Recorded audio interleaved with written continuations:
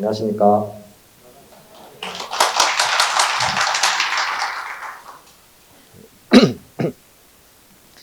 지금 제 수업을 듣고 계시는 분 계신가요? 성 한번. 한 명 더 있으시네. 한 분. 두 분. 두 분만 지금 제 수업 듣고 계시는 거예요? 먼저 드셨어요? 그러면 오늘 초면이신 분이 많으신 거네요?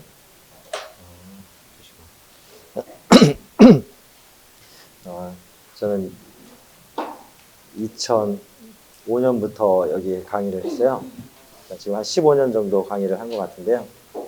이렇게 가끔 이렇게 콜로퀴엄에 이렇게 와서 이렇게 강의를 하게 되는데, 이렇게 매번 이렇게 토요일 날 이렇게 하게 되면 여러분들 이렇게 바쁜 시간 내서 쪼개서 이렇게 오시는 모습을 보면 정말 여러분들을 존경할 수밖에 없어요. 공부하고자 또 같이 학우들 얼굴도 한 번씩 보는 차원에서 이렇게 귀중한 시간을 오신 건데, 이런 시간이 솔직히 굉장히 귀중한 가치가 있는 이 시간이에요. 뭐 1시간, 뭐 3시간 정도 여러분들 시간을 내서 오셨는데, 제가 대학원을 다니면서 우리 교수님이 항상 뭘 질문을 하셨냐 하면, 이 1시간의 가치가 과연 돈으로 따지면 얼마일까? 돈으로 따지면 과연 얼마일까? 저도 한번 여러분들께 한번 여쭤보고 싶어요. 누가 한번 답변해 보실까요? 여기 두 번째 질문 한번 답변해 주시죠. 이 1시간의 가치가 얼마일까요? 본인이 딱 생각하는 가치만 얘기해 주시면 됩니다.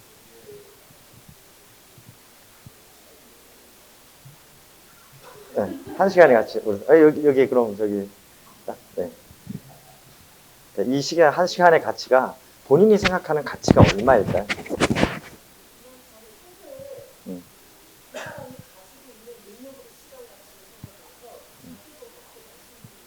그냥 뭐 다른 거 생각하지 말고 그냥 돈으로 딱 얼마다. 네. 그러니까 본인이 생각하는 이 1시간의 가치가 딱 돈으로 나는 얼마의 가치가 있다.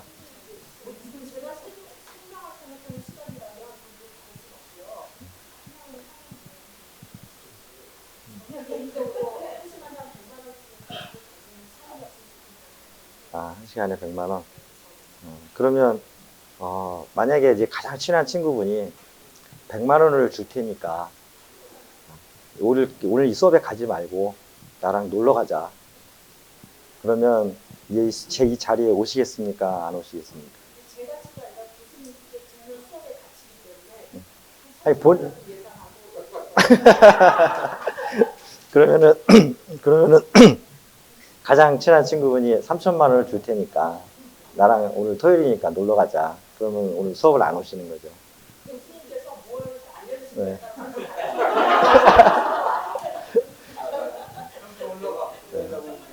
자, 그러면 여기 앞에 계신 분은 1,000만 원 정도. 그러면 뭐 예를 들어서 10만 원을 주겠다. 그러면은 이 자리에 오시겠습니까? 안 오시겠습니까? 얘기해 오시는 거죠. 네. 자, 그러면 지금 1,000만 원과 10만 원이잖아요. 1,000만 원이면은 여기를 안 오고 친구랑 놀러 가고. 그렇지 않습니까? 그러니까 하나를 선택을 하신다고 하면 1,000만 원을 버리고 여기로 오신다.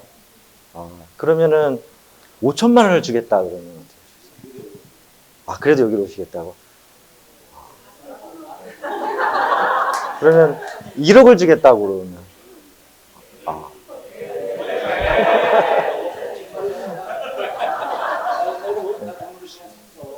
그러니까 그거는 저의 가치를 높게 평가해 주시니까 제가 감사를 드려야 되는 거예요. 네. 네. 8,350원. 네. 네. 10만 원에도 놀러 가신다. 네. 자, 이건 뭐 정답이 있는 게 아니라, 뭐 정답을 말씀하시라고 한 게 아니라, 한번 이렇게 한 번쯤 생각해보자 하는 차원에서 말씀을 드리는 거예요. 자, 그럼 한번 이게 답이 정해지지 않아서 그런데 그냥 딱 금액으로만 얘기를 해주실 분께 여쭤볼게요. 딱 뭐 이렇게 앞뒤 말고 딱. 자, 10만 원을 주겠다. 그러면 이제 여기 오시겠습니까? 아니면 놀러 가시겠습니까? 네. 그럼 1억이라고 하면. 1억을 받으러 그러죠. 그럼 딱 중간 정도에서 한 5천만 원. 네. 네. 네.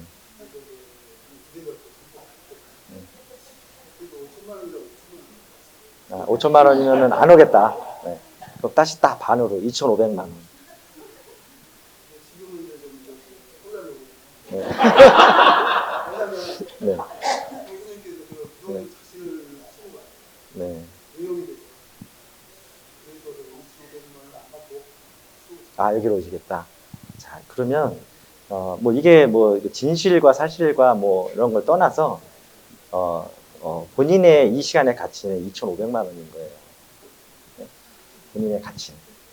그러니까 제가 이제 이런 걸 이제 처음에 이제 말씀을 드리냐면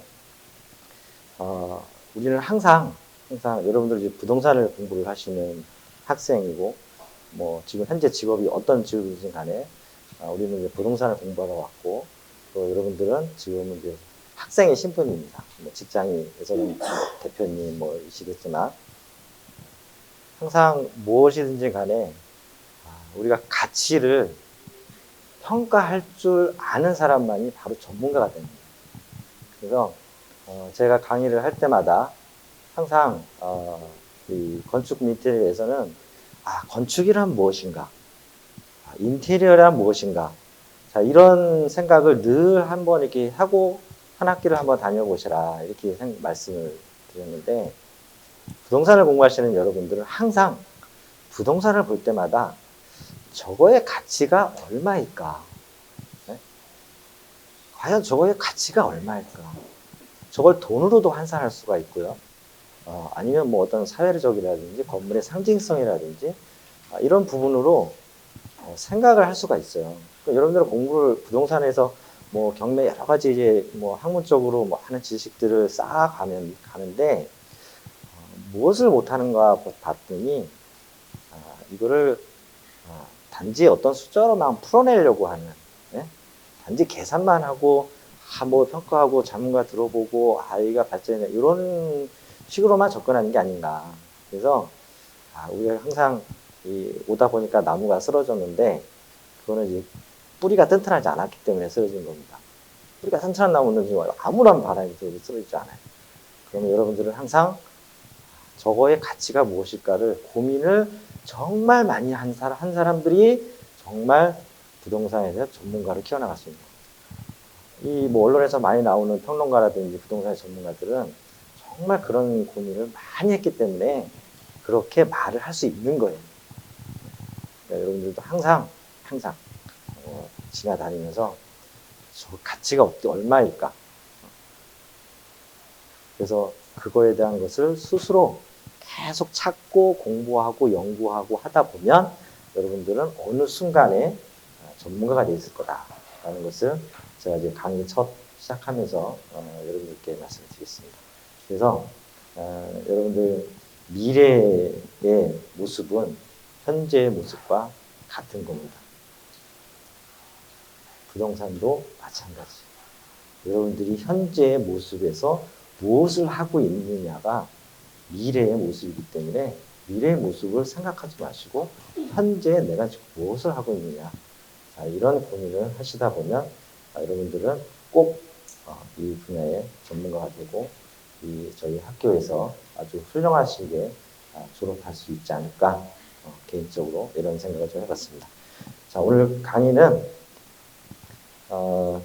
제가 직접 다 실무를 하고 있는 주제예요. 그래서 사실 조금 민감한 부분일 수도 있고 지난번 이 콜로퀴움을 하기 전에 서울시 역세권 활성화 사업이라고 해서 이렇게 다른 교수님께서 강의를 해주신 부분이 있는데, 그 발표하자마자 아마 그 교수님께서 이런 것도 있다라고 소개를 시켜드린 것 같아요. 그런 사업을 제가 직접 시범 공모를 또 한 것도 제가 오늘 요거 외에 또 가지고 와봤는데, 현재 진행 중이기 때문에 그 내용은 비디오를 끄고 잠깐 10분 동안 소개만 시켜드리는 걸로 그렇게 하겠습니다. 왜냐면 지금 서울시에서 심사 중이기 때문에. 오늘 끝나고 후기 강의가 있다는 거, 여기 오셨으니까 뭐라도 하나 더 보시는 게 그런 혜택을 드려야 되지 않을까요, 제가?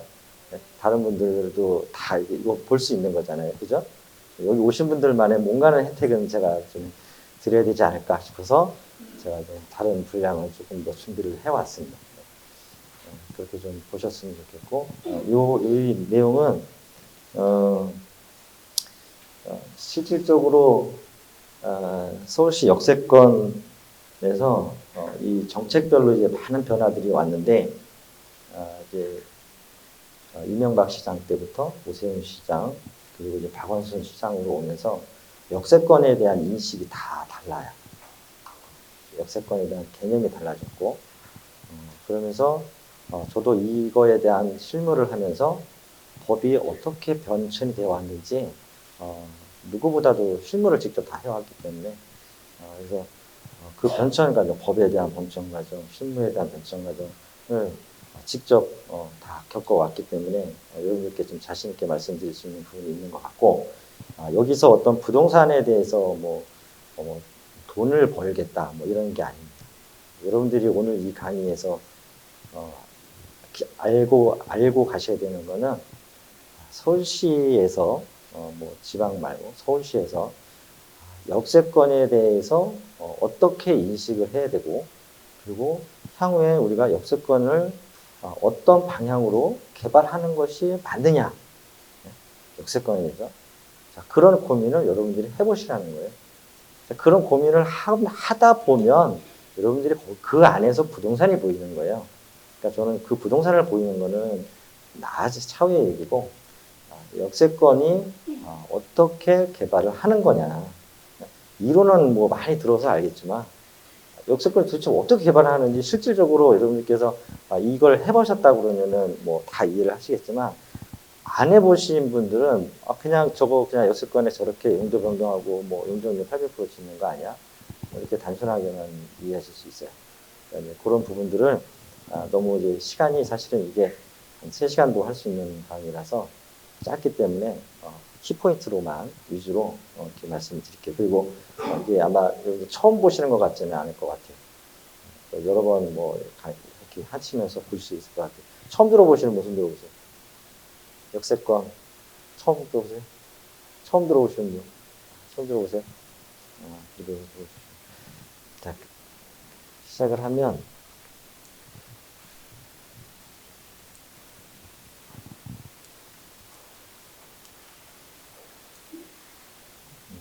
오늘 말씀드릴 거는 청년 임대주택과 장기 전세주택. 이 청년 임대주택도 여러분들 많이 들어보셨을 건데, 이거는 이제 행복주택의 일환으로 하는 거예요. 그러니까 서울시에서 역세권 사업은 딱 2가지밖에 없습니다. 딱 2가지. 뭐예요? 서울시 역세권 사업에서는 딱 2가지밖에 없어요. 역세권 사업이 많다고 생각하지 마시고, 역세권 사업은 행복주택. 청년주택은 그 행복주택의 일환입니다. 청년주택, 신혼부부주택, 그 다음에 대학생주택, 이거는 다 모두 행복주택으로 들어갑니다. 그래서 행복주택과 장기전세주택 딱 2가지가 있고, 이번에 지난달에 이제 발표한 게 역세권 활성화 사업인데, 활성화 사업은 이 역세권 공공임대주택 사업과 다른 별개의 사업입니다. 그러니까 이 사업으로 같이 연계를 할 수가 없고, 부서도 다릅니다.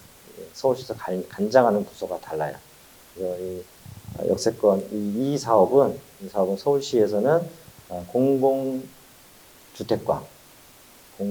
담당이고, 역세권 활성화 사업은 도시계획과 사업이에요. 그래서 부서도 다르고 이 보는 관점도 다릅니다.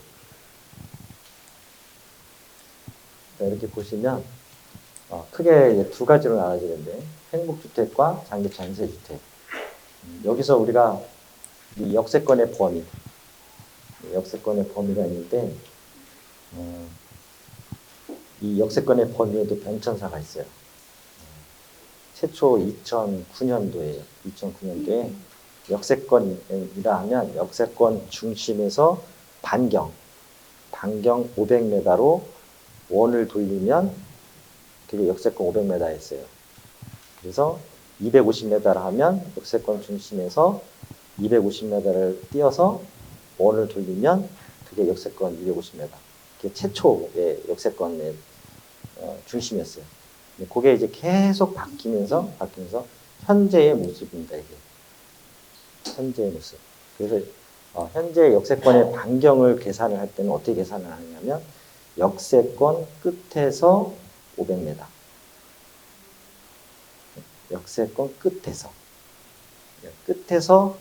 500m를 이 500m 그다음에 이 행복주택은 청년주택은 350m 기준인데 1차 역세권이라고 하면은 250m, 2차 역세권이라고 하면은 500m, 행복주택, 청년임대주택은 350m. 그래서 역세권의 반경은 사각형의 모습을 띄웁니다. 사각형의 모습. 그래서 끝에서 250m. 그러면 어떤 문제가 생기냐면 이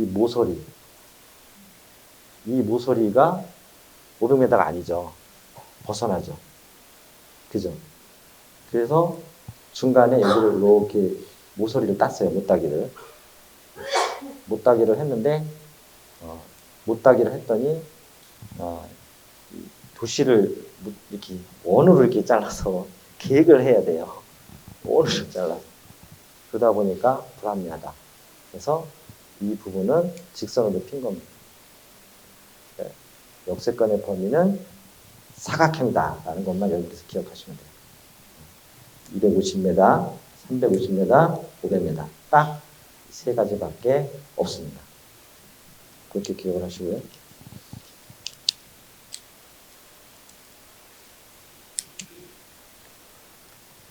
그래서 이제 이런 범위들이 설정이 되는 거예요. 여기서는 이제 그 부분만 여기께서 보시면 될 것 같고요. 자, 청년 임대주택은 뒷부분에서 제가 청년 임대주택을 혹시 해보시거나 기획을 하고 계시는 분 계신가요? 청년 임대주택. 요즘 이 역세권에 계신 분들이 이 임대주택을 하려고 이 건물주들이 주로 소유자들이 많이 고민을 하고 있어요. 좀 노후가 된 상태에서 장기적으로 임대소득을 좀 얻고자 해서 청년 임대주택을 많이 하고 있는데 실질적으로 청년 임대주택을 사업을 풀어갈 수 있는 사람은 서울에 몇 없어요. 이거를 기획하고 또 인허가를 하고 그거를 사업으로 풀어서 끝까지 갈 수 있는 기획자가 그렇게 많지 않아요. 그래서 그 건물주들이나 아니면 이제 소유자들, 그래서 이제 주변 시행사들이나 이제 설계자들이 들어와서 전문 컨설팅을 하게 되는데 소유자들이 믿지를 못해요. 믿지를. 왜? 8년 동안 민간 임대를 하든 공공 임대를 하든 청년주택으로 임대를 하게 되는데 과연 그 수익이 임대 수익이 나한테 돌아오느냐? 왜냐하면 임대이기 때문에 공사비를 준공과 동시에 이거를 다 내가 자기 자본이 없다고 하면 다 금융 PF로 해서 아니면 이제 허그에 이제 보증금 PF로 다 상환을 하고 그 돈에 대한 이자를 8년 동안 계속 깔고 가면서 임대료를 가지고 그 이자를 메꿔야 하는데 그거에 대한 캐시플로우를 딱 놓고 보여주면 어마어마하게 많이 남는 걸로 보여줍니다. 그러니까 현재 임대 수익률이 3%, 5%라고 가정을 한다고 하면 이걸 사업 계획을 짜면 12%, 그다음에 한 20, 어떤 데는 24%도 나옵니다. 뭐 마지막에 제가 보여드릴 거는 24%인데 어마어마한 거예요. 근데 실질적으로 이거를 사업을 하시려고 돈 드시면 절대 안 됩니다. 사업으로. 시행으로 해서 부동산 개발해서 내가 일확천금을 노리겠다. 그런 사업이 아니에요. 이거는 현재 소유자 사업이에요.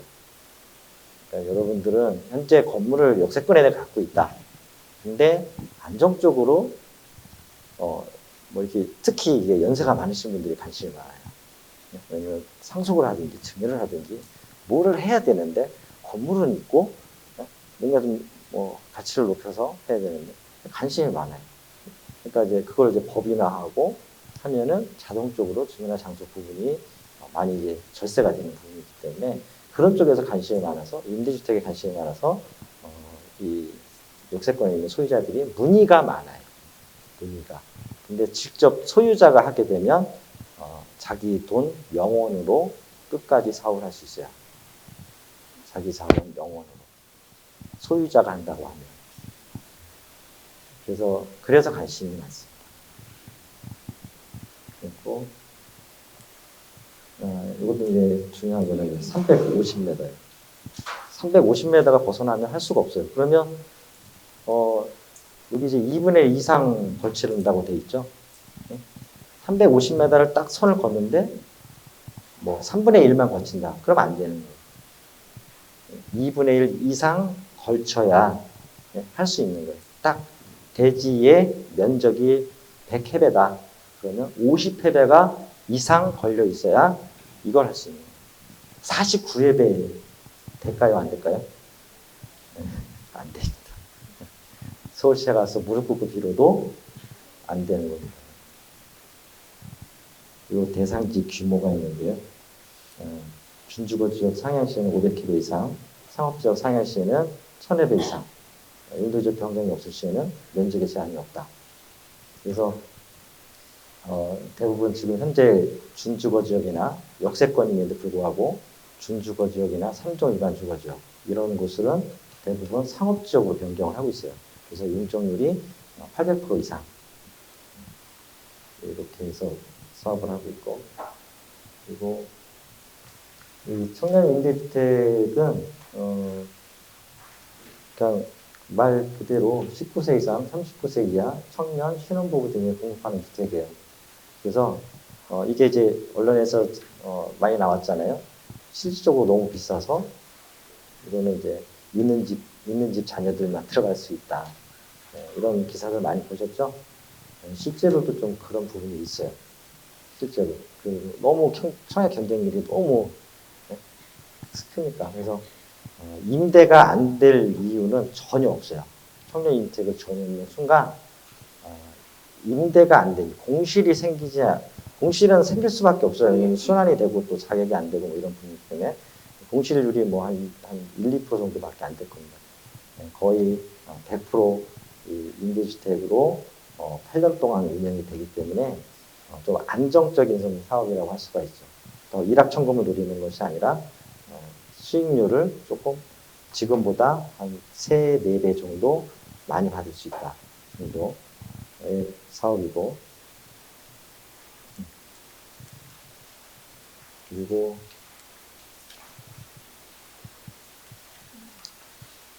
이 청년 임대주택을 하게 되면 규모가 크든 작든 다 서울시 심의를 받게 되어 있습니다. 그래서 인허가 절차가 그냥 단순하게 허가를 받게 되면 기간이 되게 짧게 2, 3개월 내에 끝나는데 서울시 심의를 받게 되기 때문에 6개월에서 1년 이상 걸려요. 그래서 이제 사업에 대한 타당성이 안 맞다 그러면 심의에서 계속 부결이 돼요. 그래서 부결이 되다 보니까 그리고 용도지역을 상업지역으로 변경을 했는데 상업지역 안 돼. 준주거 지역까지만 올려. 이런 심의의 과정이 거치기 때문에 굉장히 좀 까다롭습니다. 그러니까 이 까다로운 인허가 절차를 수행해야 되기 때문에 일반인들이 좀 접근하기가 많이 어려운 부분이 있는 거예요. 근데 서울시 심의를 받다 보면 서울시 심의위원님들이 이 도시건축공동위원회는 약 한 20여 분 정도 계시는데 이것도 이제 변천사가 있어요. 이게 심의위원들의 성향이 시장의 성향대로 심의위원들이 많이 교체가 돼요. 네, 많이 교체가. 그래서 제가 오세훈 이명박 시장 때가 이 높이라든지 뭐 이런 부분들, 용적률이라는 부분들이 가장 높았고, 그다음에 오세훈 시장 때는 그런 부분들을 살려서 더 높일 곳은 더 높이고 했는데, 이 지금 박원순 시장을 들어오면서 도시는 아무것도 하지 말아야 한다라는 철학으로 현 상태를 유지해서 해야 된다라는 철학이 있어서 역세권이든 뭐든 다 변화가 없었는데 이제 재선하면서 그 철학이 좀 바뀌었어요. 바뀌어서 역세권 개발을 해서 용적률을 많이 높여줘야 되는구나, 이렇게 지금 철학이 바뀌었어요. 그래서 이제 지금은 이제 역세권에서 많이 하려고 해요. 근데 그 박원순 시장 1기 때는 이전 이제 전임 시장들이 했던 거라서 그거를 이제 하나씩 이제 색채를 지어갔는데, 지어가다 보니까 이게 좀 아닌 거죠. 뭔가를 좀 해야 되는 상황이 발생이 된 거예요. 그래서 지금은 역세권 활성화 사업이라는 것도 그래서 만드는 거고, 그래서 이제 이런 과정이 좀 복잡하다는 거 좀 말씀드리고 싶고.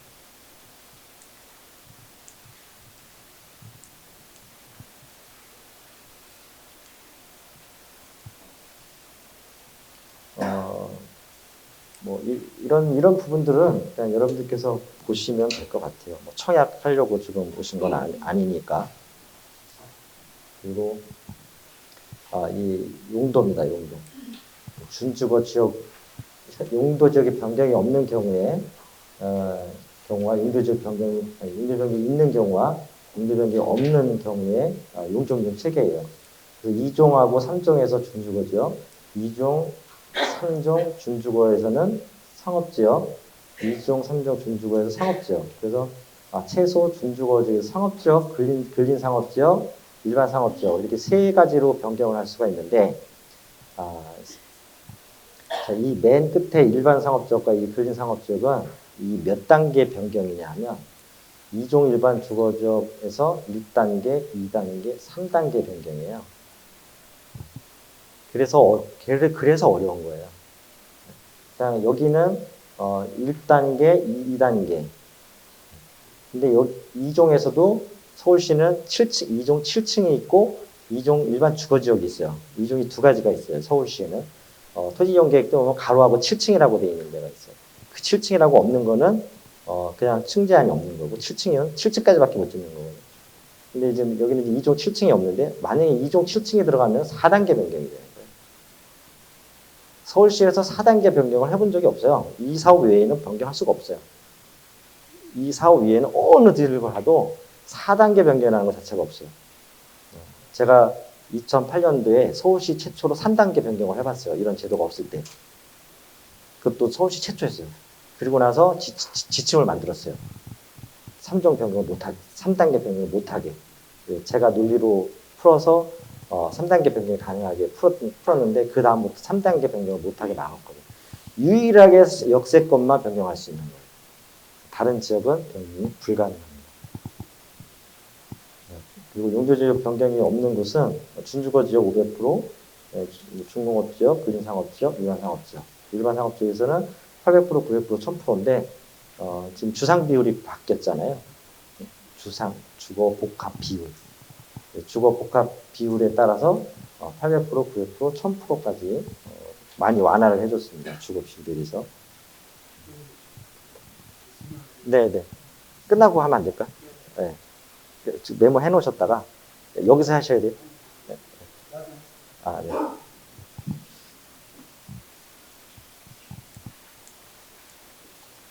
자, 추진 현황.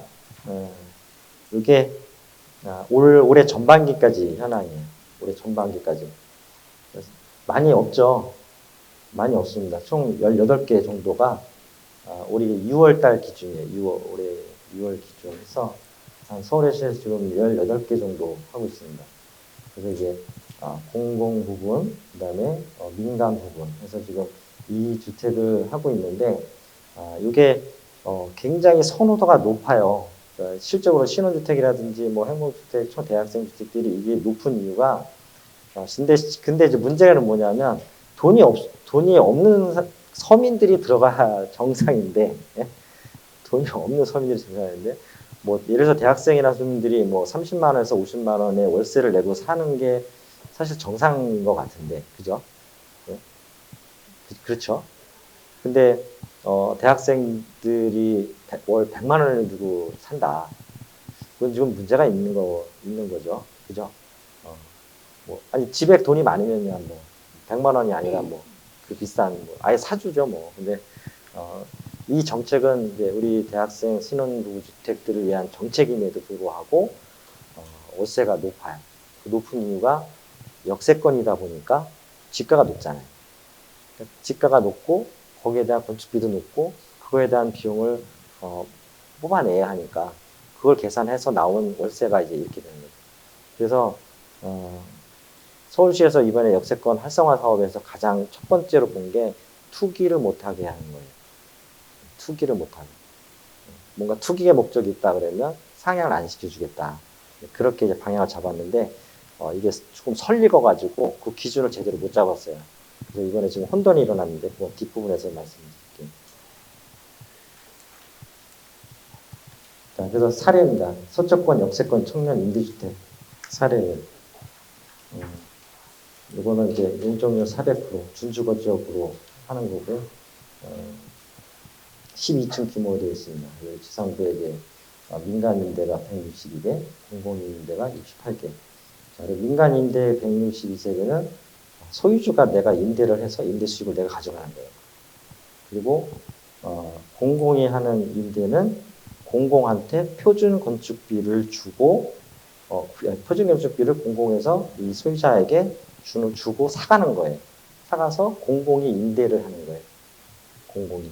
그래서 민간에서 이제 공공 임대로 나오는 거는 이제 이런 물량들이 나오는 거고요.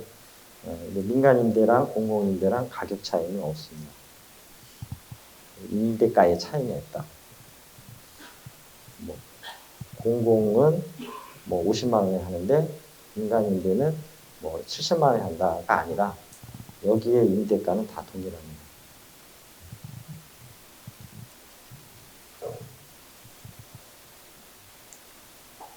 이거는 지금 사업을 하고 있는 거예요. 2020년 하반기 준공 예정이에요. 내년도 준공 예정이에요. 지금 착공 들어가서 공사를 하고 있어요. 이런 역세권에 이제 이런 집들 많죠. 네? 뭐 이런 개발이 안 된 곳들이 많습니다. 이런 것들이 해당이 되는데 이게 이제 어디냐면 서초역 그 사랑교회 바로 밑에 거기 근처 그 근처에 사랑의 교회 외에는 주변에 뒤에는 이렇게 개발이 안 돼 있어요.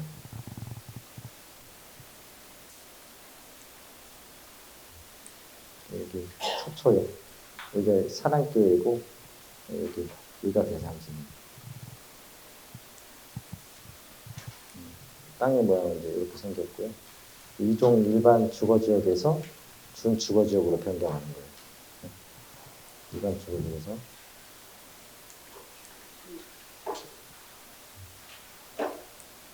건폐율 60%, 기본 이용료 400%.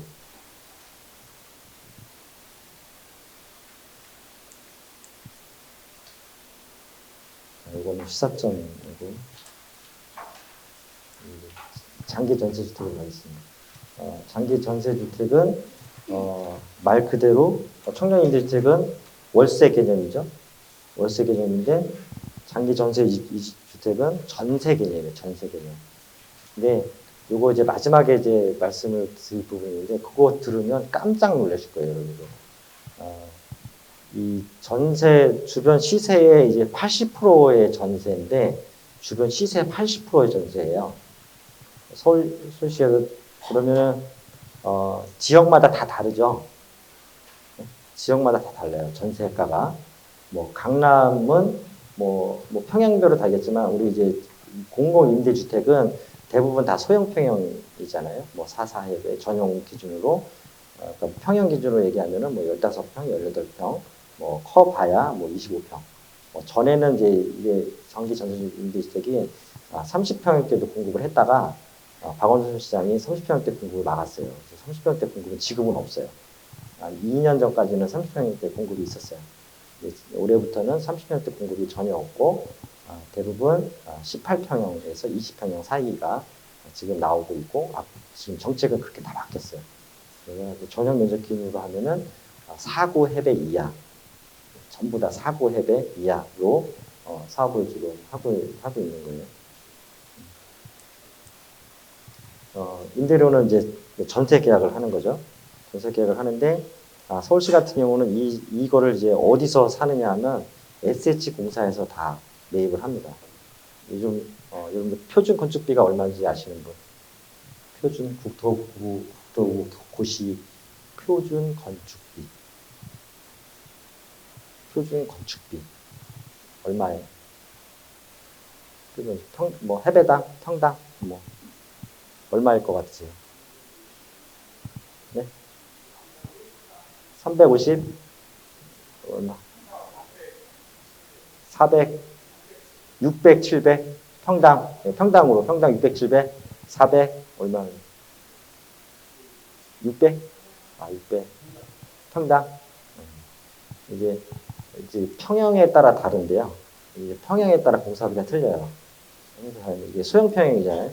소형평형에서는 표준 건축 공사비가 420에서 450만 원.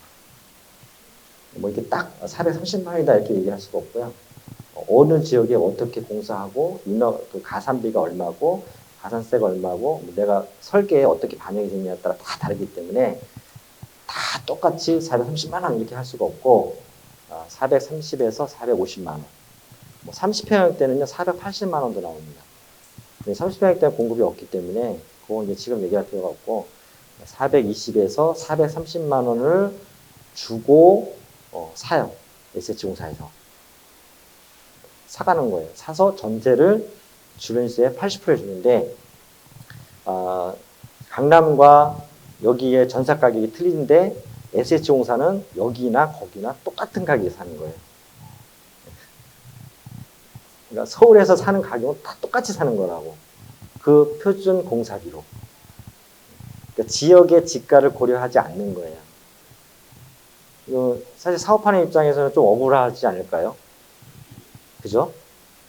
땅값이 1억인 곳과 땅값이 1,000만 원인 곳인데 SH공사는 똑같은 가격에 가져가니까 사업자 입장에서는 사실은 공정하다고 얘기하면 차등을 둬야 되는 게 맞는데 뭐 그렇게 해서 SH공사에서 돈을 벌고 있는 거예요. 그래서 SH공사의 자산이 지금 이거로 인해서 엄청 늘어나가서 장기전세주택과 공공임대주택을 더 활성화를 해야 SH공사의 자산이 늘어나기 때문에 그 자산이 늘어난다는 건 뭐예요? 네? SH공사의 자산이 많이 들어간다는 건 뭐죠? 네? 왜 자산이 많이 늘어난다는 건 뭐예요? 내가 돈을 조달을 하는 건데 더 많이 조달을 할 수 있는 거잖아요. 그죠? 근데 자산의 가치 가지고 조달을 할 수 있는 거기 때문에. 그래서 이제, 그런 부분을, 직접 눈으로 봤죠. 우리 변창훈 교수님이 SH공사 사장님 하셨잖아요. 그래서, 이 부분을 계속 활성화를 해야 SH공사도 계속 살아가는 거고, 그로 인해서 거기서 또 남은 또 우리 서울시의 어떤 도시의 시설이라든지 이런 재반 사업을 이제 하기 위해서 이거를 계속 활성화할 수밖에 없는 환경에 왔기 때문에 지금 이렇게 막 환경을 하는 거예요. 지금 상황이. 그래서 절대 없앨 수가 없어요. 그래서 용어는 바뀌었습니다. 최초의 장기 전세주택을 뭐라고 불렀죠? 최초의 보금자리? 보금자리는 아니고 최초의 시프트라고 그랬어요. 네, 시프트. 제가 그 이름 공모에도 한번 낸 적이 있어요. 네, 시프트. 최초에는 이걸 시프트 사업이라고 했어요. 그래서 이제 그 용어를 없앴습니다. 그 용어를 없애고 지금은 그냥 장기 전세주택. 근데 실적으로 이 장기 전세주택이란 말도 안 써요. 그냥 공공임대주택. 왜냐면 이제 전 시장님들의 이런 용어들을 다 하나씩 삭제를 하다 보니까 이제 지금은 이제 이렇게 왔어요. 이렇게 왔고,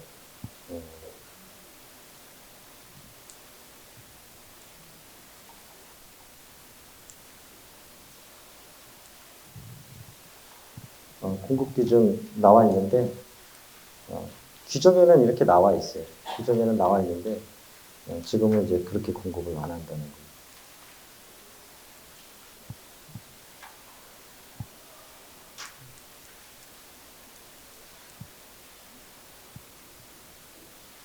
자, 이 역세권 장기 전세 주택은 상업지역에서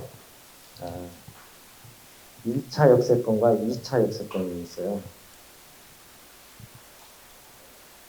1차 역세권과 2차 역세권인데 예전에는 그러니까 작년 2018년 전까지는 1단계와 2단계 상업지역이 있는데 1단계가 250m, 2단계가 500m였어요. 그래서 어디든 간에 종 상향을 해줬어요. 2단계에서도 종 상향을 해줬어요. 그러니까 2종에서 뭐 3종, 2종에서 준주거지역 이렇게 종상향을 해줬는데 작년부터 2단계는 종상향이 없어요. 2단계. 그러니까 250m에서 500m까지는 종상향이 불가. 그리고 그러니까 250m까지만 종상향이 가능하다. 그래서 작년에 제가 지금 하는 뒤에는 사업장이 250m에서 500m 2단계였거든요. 2단계였는데 그 지침 시행일 발표 3일 전에 제가 서울시에 상정을 했어요. 발표 3일 전에 상정을 해서 2단계에서 종상향이 뒤에서 설명드릴 내용이 서울시 마지막 사업장입니다. 그 뒤로 오는 거는 없어요. 용적률이 보시면 7층, 2종 7층이 있고 일반이 두 가지가 있다고 했잖아요. 7층에서 이제 3종, 2종, 3종으로 변경이 됐을 경우에 용적률 체계예요. 3종으로 변경이 되면 상한 용적률이 300%까지. 그리고 2차 3종에서도 300%, 3종은 다 300%예요. 준주거는 500%, 준주거는 다 500%. 근데 이제 여기서 이제 기준이라는 게 있는데 이 기준 용적률에 따라서 기준 용적률이 얼마에 따라서 200에서 300을 가잖아요. 그죠? 그러면 여기서도 이제 마찬가지잖아요. 400에서 500하고 200에서 500 가죠. 그러니까 기준 용적률과 차이가 많이 나죠. 기준에서 상한까지. 여기는 100의 차이가 나고 여기는 300의 차이가 나잖아요. 그죠? 이만큼 혜택을 주는 거죠. 그러니까 이만큼의 혜택을 사업자한테 주는 게 아니라 기본적으로 딱 말씀을 드리면 공공임대 건립에 따른 완화된 용적률의 100분의 50 이상을 장기 전세주택으로 공급을 해라는 거예요. 장기 전세주택으로 내놔라. 그러니까 여기서 200에서 300으로 갔으니까 100이 늘어났으니까 50%를 내놔라. 자, 200에서 500으로 갔으니까 300%가 늘어났잖아요. 그러니까 150%를 장기 전세주택으로 내놔라. 그리고 남는 거는 니네가 지어서 팔아라.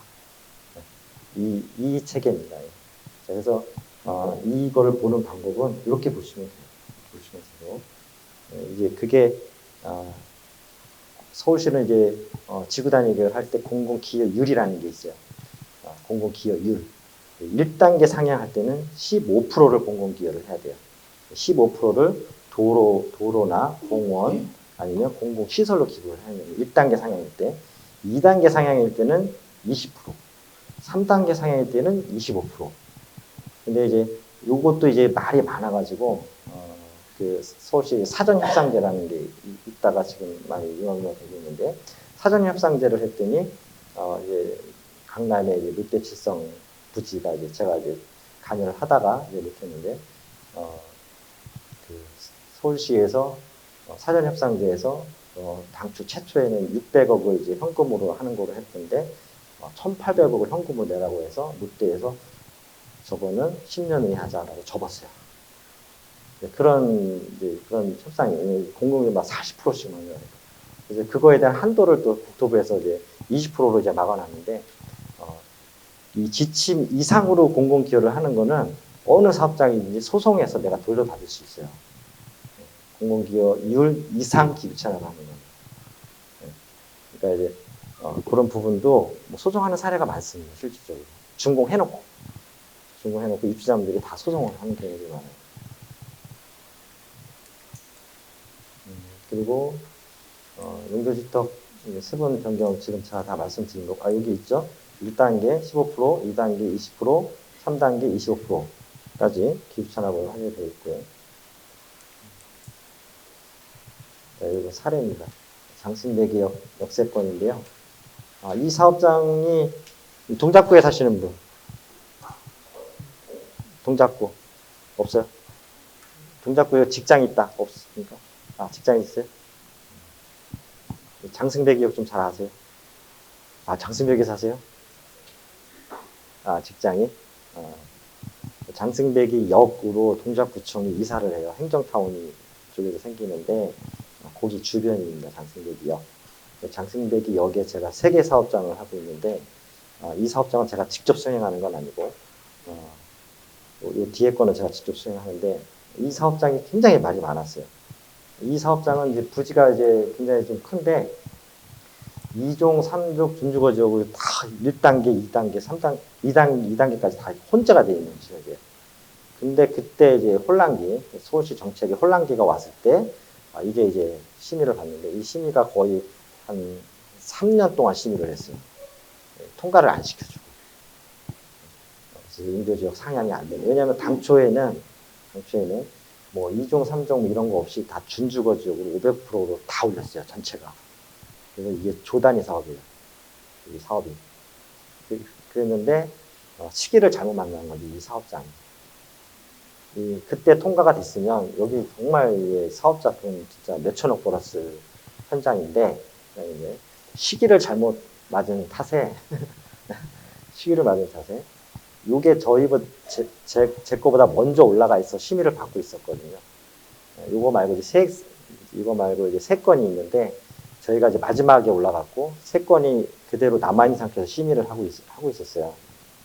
그리고 나서 제 거를 심의를 앞에 게 먼저 있는데 앞에 거 3건을 다 제외하고 제 거를 먼저 심의를 태웠어요. 먼저 심의를 태워서 그 기준을 제가 잡았어요. 이 기준을. 그러니까 서울시에서 혼동이 있는 정상향에 대해서 용적률과 막 혼돈이 있는 거를 기준을 잡았어요. 그러니까 이 기준을 잡았는데 용역사들이 전부 이게 몰랐던 사실이 하나 있어요. 저도 잡으면서 찾았던 거.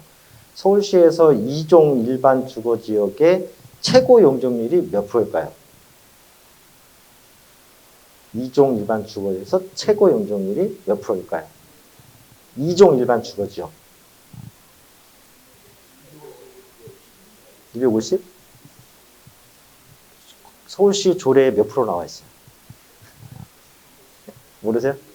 2종은 200%. 1종은 150%, 2종은 200%, 3종은 250%, 준주거는 400%, 상업지역은 1200%, 관광 개발 특구는 1500%까지 할 수 있어요. 그러니까 근데 2종은 200%가 최고예요. 200% 이상을 지은 사업장이 단 한 군데도 없어요. 2종 일반 주거지역에서. 여러분들 여기 건축을 사더라도 2종에서 200%밖에 못 집니다.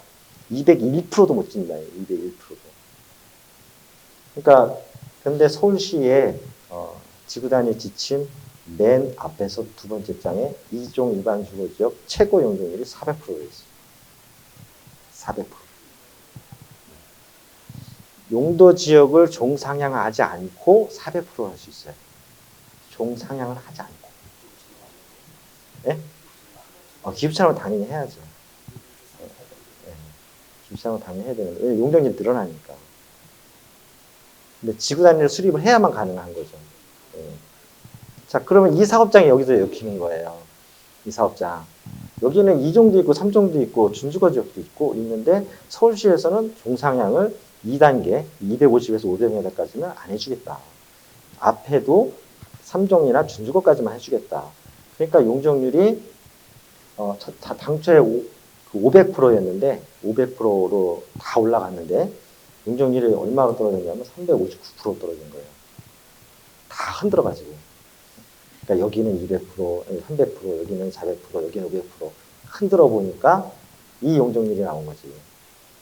그러니까 150%를 까먹은 거예요. 여기서의 150%라고 하면 아마 금액으로 따지면 한 3천억 정도 될 겁니다. 어마어마한 그런 이제 있었던 사업장이고, 이거는 이제 1, 2차 혼재 구역을 말씀드리는 거예요. 사례가 1, 2차 혼재 구역이었을 때 사례가 있게 된다. 근데 이거는 이게 마지막 사업장이라는 거예요. 지금은 딱 정해져 있어요. 2단계는 용도지역 상향 불가, 1단계는 용도지역을 상향해준다. 용적률은 각각의 용적률을 가지고 흔드는 거예요. 각각의 용적률을 정해놓고 흔들어 버리는 거예요. 면적 비율 가지고. 네? 그러니까 여기는 200%, 여기는 300%잖아요. 네, 면적 대비해서 흔들어 버리는 거죠. 네. 그러니까 뭐 모래 그릇 놓아놓고 흔들면 네? 평균이 나오잖아요. 그죠? 네, 그런 개념. 네. 그리고 여기 이제 보이시잖아요. 2종 일반 주거지역 얼마큼 변경이 되고 3종 준주거 얼마큼 변경이 된다는 거 이렇게 나오고. 단지가 굉장히 큽니다. 얘가. 그리고 이제 역세권 임대주택에는 이 안에 커뮤니티 시설을 3%를 공급을 하게 돼 있어요. 커뮤니티 시설을 의무적으로 공급하게 돼 있어요. 의무적으로. 이게 강남의 재건축에 바람이 불어가지고 그 일반 시공사들이 상가 외에, 근린 상가 외에 커뮤니티 시설, 주민시설들이나 커뮤니티 시설들을 많이 공급하게 되는데 그 커뮤니티 시설 안에는 뭐 북카페부터 뭐 헬스장, 골프 연습장, 사우나, 뭐 어린이집 뭐 이런 게 많이 들어가요. 그래서 단지 주민들이 굉장히 저렴하게 이용할 수 있어요. 단지 사람들이. 굉장히 큰 혜택을 받는데 또 저렴하게 이용할 수 있으니까 그런 부분들이 있고 이제 이런 모습이 나오는 거예요. 당초에는 이게 35층으로 전부 다 35층이었어요. 35층이었는데 이렇게 다 이제 이만큼 이제 날아간 거예요. 이만큼씩. 연등 상가 뭐 이렇게 배치가 돼 있고 단지에도 이제 여러 가지 이제 배치들을 해놨는데 이제 여기는 공공청사들하고 공원주차장 이런 근데 이게 사업이 너무 말이 많아요. 이게 이제 지역택조합 사업이다 보니까 너무 이제 사업이 이제 말이 많아요. 근데 이제 그런 사업적인 거 보지 말고 사례로만 봐주세요. 사례로만 봐주시고 사업 얘기하면 굉장히 또 길으니까 장승대기 같은 경우는 1, 2차 역세권 에서 그런 사업을 했다라는 걸 말씀드리고 남성역 역세권은 2차 역세권 사업입니다. 2차 역세권. 자, 이게 이제 이거는 제가 다 수행을 한 거예요. 제가 다 처음부터 수행을 한 거고 이 사업도 당초에는 269%가 아니라 당초에는 최초에는 300%로 갔어요. 300% 갔는데 이제 용적률이 이만큼 작아졌는데 실질적으로는 저희들이 혜택을 많이 받았어요. 이 사업장 용적률이 이만큼은 줄었는데 종상향을 2단계를 하면은 기부 체납을 20% 해야 된다고 그랬잖아요. 그래서 2단계를 하면. 근데 종상향을 1단계만 하니까 기부 체납을 15%만 하고 용적률을 깎아도 되니까 5% 기부 체납을 5%를 줄여도 용적률을 깎아도 되니까 결국에 따져보니까 내가 이익인 거예요. 네? 그래서 서울시하고 협상을 해서 양보를 한 거예요, 제가. 내가 손해보는 것처럼. 네. 네. 그래서 제가 전략을 이겼어요.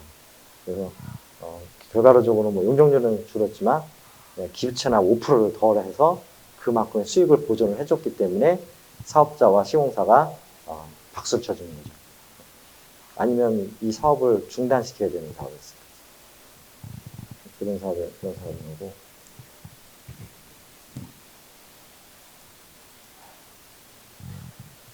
그리고 이 범위 이렇게 나오잖아요. 여기가 이제 이수역입니다. 이수역이고 여기가 이제 남성역. 한 가지 더 딱 말씀을 드리면 서울시에서 역세권이라고 해서 다 이걸 할 수 있는 게 아니에요.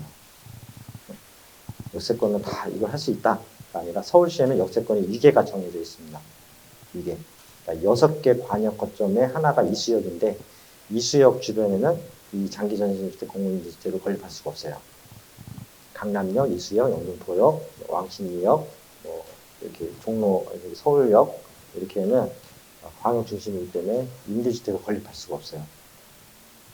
서울시에는 역세권에 대한 분류가 4가지가 5가지로 되어 있는데 뭐 광역, 지역 중심, 거점 중심, 뭐 어떤 중심으로 나눠져 있어요.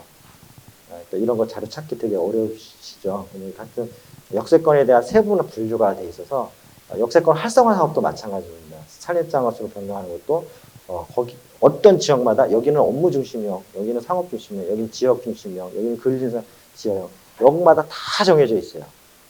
이런 거 보기 어려우시죠? 찾기 어려우시죠? 나중에 시간이 되면 제가 제공을 해드릴게요. 다 공개된 자료인데 여러분들이 못 찾으시는 거예요.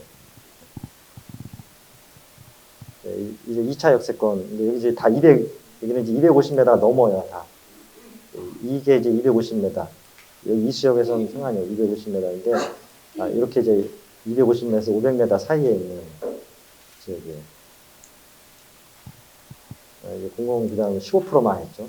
당초 이제 20%만 한 게 아니라 15%만 했습니다. 이제 25층으로 이제 계획이 됐고, 45회배, 이제 126세대를 이제 임대주택으로 하는 거고, 그리고 이제 서울시는 지구 단위 수립을 하려고 하면 이 노후도가 되게 중요해요. 노후도는 이제 아시죠? 이제 20년 이상, 15년 이상 된 이 주택을 하는데, 지구 단위 계획을 수립하면 이 노후도 기준을 맞아야 돼요. 용산에 그 돈이 많으신 분이 그 용산 전파사를 경매로 막 공매로 뭐 해가지고 160억을 주어서 샀어요. 부푼 꿈을 안고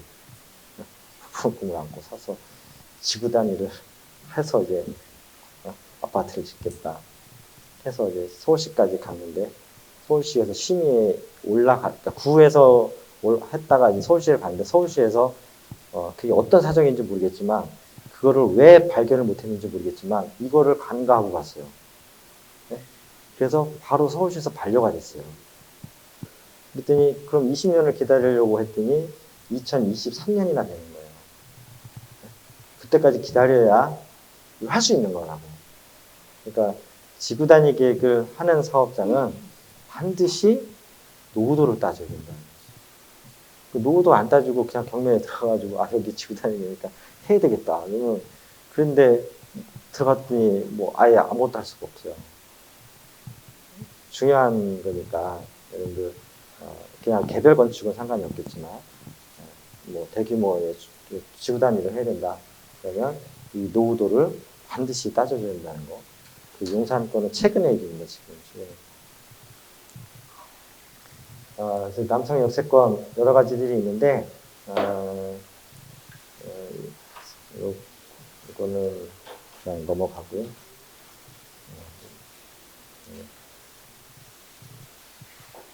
이것도 그냥 읽어보시는 걸로 해서 넘어가고, 다 이거는 이제 여러분 거에 없습니다. 여러분 가지신 자료에 없어요. 그게 없는데 오늘 이게 이런 건 이제 키포인트만 말씀을 드리는데, 이 사항은 그냥 여러분들이 부동산을 하시니까 이런 사업이 또 이렇게 접근하면 돈을 버는구나 라는 걸 제가 잠깐 설명해 드리려고요. 이 지역택조합 사업입니다. 지역택 사업인데 2개 다 지역택조합 사업입니다. 지역택조합 설립인가를 언제 해요? 지역택조합은? 조합 설립인가? 지역택조합은 건축 심의 때 합니다. 조합 설립인가를 서울시가 다 이렇게 방향을 정했어요. 법에 나와 있는 거 아니에요. 법에 나와 있는 게 아니라 서울시와 구청에서 전국의 그런 중장제 협의회에서 내부 방침으로 정한 거예요. 내부 방침. 법이나 조례나 규정이 없어요. 이거는 내부 방침입니다. 내부 방침. 워낙 사용하니까. 지역택조합은 토지를 갖고 있는 사람이 조합원으로 들어올 수 있어요. 무주택자 자격자면 들어올 수 있는데 이 앞에 사업장을 가지고 예를 드는 겁니다. 이거 실제 사례입니다. 실제 사례. 토지 조합원이 평당 1,600만 원에 들어왔어요. 그러니까 33평을 5.2억에 보상을 받은 거죠. 그걸 좋을 수 있는데 두 번째 1차 그리고 나서 이제 지역택조 1차 조합원은 1,900만 원에 분양을 했어요. 여기 토지 조합원이 아니라 일반 외부 조합원이죠. 조합원 1차 조합은 1,900만 원에 분양했는데 그게 6.2억이에요. 2016년도 얘기예요. 2차 조합원은 2,600만 원, 8억 5천에 분양을 했어요. 2차 조합은. 3차 조합원은 3,200만 원에 분양을 했어요. 15개 분양한 거죠. 그게 2018년. 4차 조합원은 3,600만 원에 분양을 했어요. 11억이죠. 이게 2019년도 6월 기준이에요. 토지 조합원은 2배 이상의 차익을 가졌죠. 1차 조합원으로 들어온 사람도 거의 2배. 그죠? 그러면 마지막 걸 찍으세요. 지금 찍지 마시고. 그러면 다 나오니까. 주변 시세가 매매하니 10억에서 13억이에요. 아직 착공 안 했는데 내년 초에 착공을 합니다. 착공도 하긴 안 하는데 그러면 이렇게 뛰었어요. 왜 뛰었어요 이거? 2015년부터 19년까지 부동산을 가격을 잡으려고 뭐 우리 여러분들 너무 잘 알고 너무 기다랗게 들었지만 우리 노무현 정부 때 잡으려고 막 했지만 부동산이라는 건 잡으러 하면 안 되는 거예요. 부동산은 잡는 게 아니에요. 근데 그런 인식이 없기 때문에 그런 것 같아요. 부동산은 잡는 게 아니에요. 그런 잡으러 간다는 자꾸 인식이 있어서 그런 거예요. 그러니까 지금 이 사업이 1,600만 원에서 3,600만 원 같잖아요. 지금 이제 5차 조합원을 준비를 하고 있어요. 5차 조합원은 이제 곧 분양하는데 그건 4천만 원이에요. 4천만 원. 여기 한 가지 분양가 상한제가 지역택조합은 해당이 없습니다. 그래서 동작구에 15개 사업장이 지역택조합 사업인데 분양가 상한제를 하든 말든 상관이 없습니다. 유일하게 주택사업에서 피해갈 수 있는 사업의 지역택조합이에요. 그래서 앞으로도 지역택조합은 계속 할 수밖에 없어요. 문제가 제일 많은데 인간주택 사업에서 문제가 제일 많고 사기자 피해자도 제일 많은데 유일하게 분양가 상한제를 피해갈 수 있는 게 이 사업입니다. 그럼 우리 임대주택 배웠잖아요. 이제 임대주택을 한번 볼까요? S주공사는 어떻게 돈을 버는지. 시프트, 뭐 장기 전세주택, 공공주택, 지금 공공주택 이름의 변천사입니다. 이름의 변천사고 마지막 걸 찍으세요. 네. 또 찍어야 되잖아요, 그죠? 장기 전세주택 매입 전세가격입니다. S주공사에서 매입하는 거와 장기 전세주택 가격입니다. 44해배형이에요. 44해배형. 7천만 원에 S주공사에서 사가요. 그리고 49회배는 8천만 원, 59는 1억 2천, 84는 1억 5천에 사가는 거예요. 장기 전세주택의 가격은 44형은 2억, 전세가요. 2억, 3억, 4억, 5억이에요. 자, 이 가격의 차이를 보세요. 이건 현금 들어오는 거예요. S주공사로 현금이 들어오는 거라고. 사업자한테 7천만 원을 주고 자기는 세입자한테 2억을 받아오는 거야.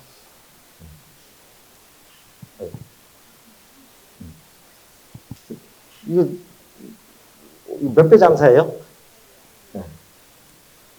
너무 과하지 않은가 이거?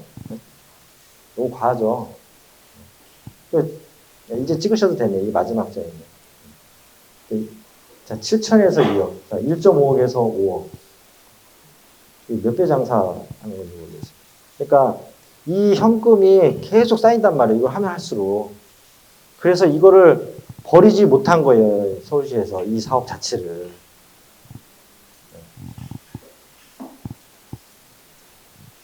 자, 이렇게 되고 이 자료는 서울특별시 청년주택사업 요 서울시에 들어가면 이 모든 자료보다 10배가 많은 자료가 있습니다.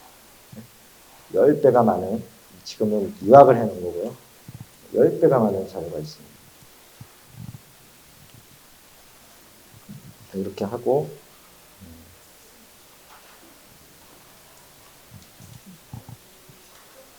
잘 들으셨죠? 네. 이 역세권 사업 같은 경우가 뭐 시간이 없어서 이제 키포인트로만 말씀을 드렸지만, 그러니까 뭐 여러분들이 이걸 사업으로 뭐 접근하시고 뭐 지금 이렇게 해서 이걸 보시라는 게 아니에요. 네, 보시라는 게 아니에요. 역세권이, 서울시 역세권이 어떤 사업으로 어떻게 용적률 체계와 어떤 방법으로 하고 있느냐. 자, 아까 내가 서두에서 여러분들께 말씀을 드렸잖아요. 자, 그거에 대한 거를 여러분들이 인식을 하고 계시고, 그걸 꾸준히 계속, 네? 여기에 대한 가치는 얼마일까? 네? 이런 거를 고민하시라는 차원에서 소개해드리는 내용입니다. 자, 오늘 강의는 여기까지 해서 마치도록 하겠습니다.